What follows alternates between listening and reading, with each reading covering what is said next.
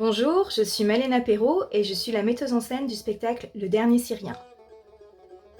Le Dernier Syrien, c'est l'adaptation du roman d'Omar Youssef Souleiman qui est paru en 2020 chez Flammarion et qui a déjà été traduit dans plusieurs langues. En 2021, on a décidé, Omar et moi, de l'adapter pour la scène et on a obtenu assez rapidement de premiers soutiens institutionnels, notamment l'Adami Déclencheur et l'Aide nationale à la création de textes dramatiques Arsena. Le Dernier Syrien, c'est une plongée au cœur de la jeunesse syrienne à l'aube du printemps arabe de 2011. On suit un groupe d'étudiants qui militent de façon pacifique contre le régime de Bachar al-Assad.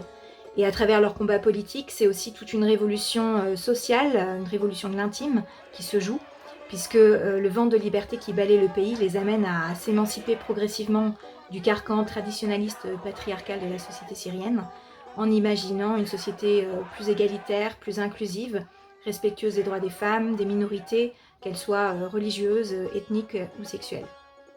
C'est une pièce qui nous fait passer du rire aux larmes, qui est pleine d'humanité, pleine de vie et également de suspense. Docu-fiction expressionniste.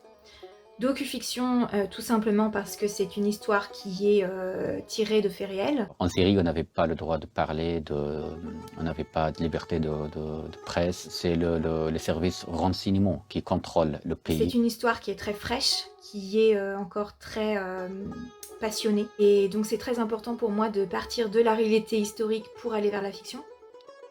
Visuellement, j'ai notamment été très marquée au cours de mes recherches par les graffitis de la Révolution, qui sont apparus un peu partout sur les murs en Syrie, qui sont des messages d'espoir, des messages d'une liberté incroyable, parfois même de la poésie. C'est quelque chose que je veux absolument qu'on retrouve dans l'esthétique de la pièce, et donc qui va colorer la scénographie.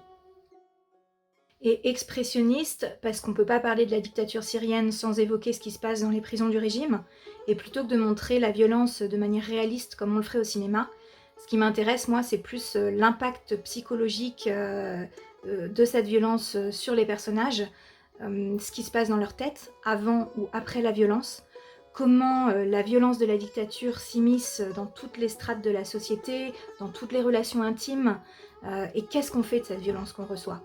Et c'est en ça que le théâtre est magique, parce qu'il permet de créer des images qui vont parler plus au sens, aux émotions, qu'à l'intellect.